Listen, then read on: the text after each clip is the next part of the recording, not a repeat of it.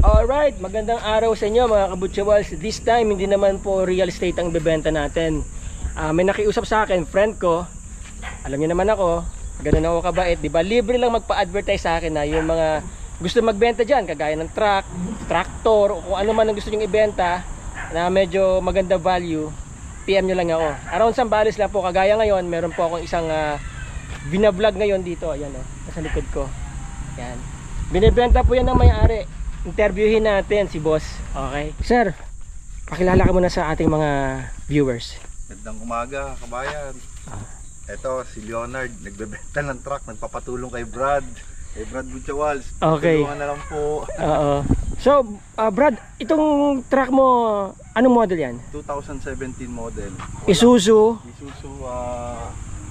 EH, ano to? 4H F1 ang makina niya. Hindi gaano nagagamit. Naka-stock lang. So naman. hindi laspag yung makina, hindi laspag ang truck. Hindi. Bago pa gulong. Bago lahat. Bago lahat ng gulong, oh. Okay. Naka-stock lang, sayang naman. Ayan, kita nyo naman, maganda pa makina, oh. Okay, tapos rehistrado. Oo, ito. Okay. Ito papel niya. Okay, ito po yung papel. Kita nyo, ha? Nakapangalan po kay Gletel sa kanyang wife. Update po ang rehistro niya. Update. Okay. Tatakbo na lang. Tatakbo na lang. Sir, tignan po natin yung loob. Yon.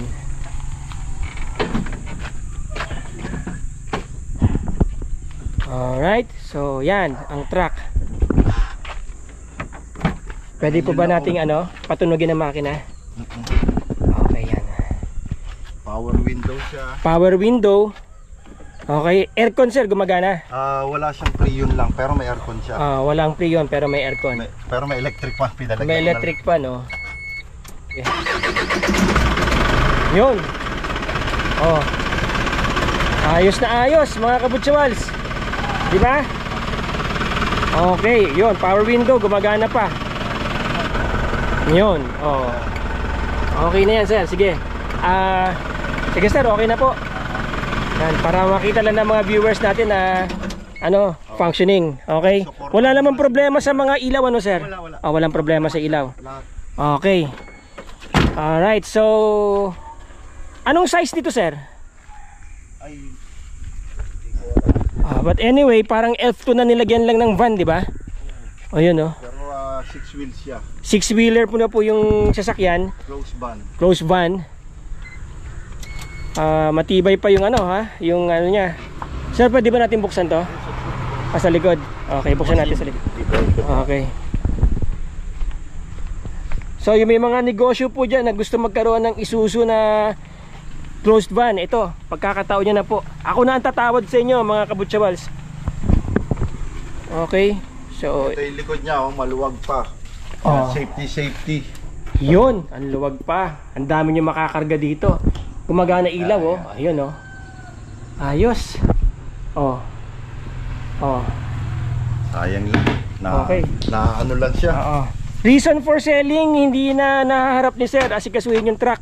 Dahil busy siya sa kanyang mga doggies. Mga American bullies. Mga American bullies. Okay. Kasi sir, nagpaparent din kayo ng sasakyan, di ba? Isang van, tsaka isang Innova. Yan, oh. Kung gusto nyo magrenta kay sir. Magkano rent nyo ng Innova, sir? Sa 12 hours siya, 7 drive. Ano lang, 2.5 na lang. 2.5. Tapos yung inyong high ace? Yung high ace, bali 3,000 yun. 12 hours? 24 hours? 24 hours, 4,000. Yung Innova? Yung Innova, bali 3.5. 3.5, okay. So yun, you heard it right. Okay. Kontakin na lang si Buchawals. Kontakin nyo lang ako mga kabutsawals. So itong truck sir, pag-usapan natin. So ito na, dito na po tayo sa presyo. Sir, magkano mo binibenta yung truck? Yung truck ay bibigay ko na lang ng 1.3. Yun, 1.3. Kanina sabi niya kasi 1.5 eh. Tatawaran ko sana talaga eh, pero inunahan na ako ni sir. So yan, 1.3 na lang po. Wala nang Wala nang maraming usapan. Pagdating nyo rito, hatakan nyo na, takbo na, execute na lang ng ng deed of sale. Yun okay. Madali na yung deed of sale. Alright, so yan, sir. Yun na lang, pakisuportahan na lang si Buchawals. Yun, thank you. Tulong na lang. Okay, mga kabutsawals, 1.3 yung truck. rehistrado, bago gulong, nakita nyo naman, narinig yung makina, okay pa, napakaganda yan, katulong nyo sa negosyo. Okay, saan man kayo sa Luzon o kung saan man, pwede po natin pag-usapan. Basta kukunin nyo na lang dito yan, pwede nyo na lang i-drive yan papunta sa mga lugar ninyo. And then again, mga Kabutsawals, maraming salamat sa suporta. Lalo na yung ating mga subscribers, medyo dumadami na, tumataas ang views natin at gumaganda po, marami tayong natutulungan ng mga sellers. Okay, at ganoon na rin sa mga buyers, syempre nakakatulong tayo. Remember, dito po sa channel na to, wala po tayong overpricing. Actually, tinutulungan ko pa kayong tumawad, tawaran yung binebenta ng owner-seller. So, 1.3, Yeah. it's a steal. Kunin nyo na po. Maraming salamat. Sayang po. Yeah. Team at 17.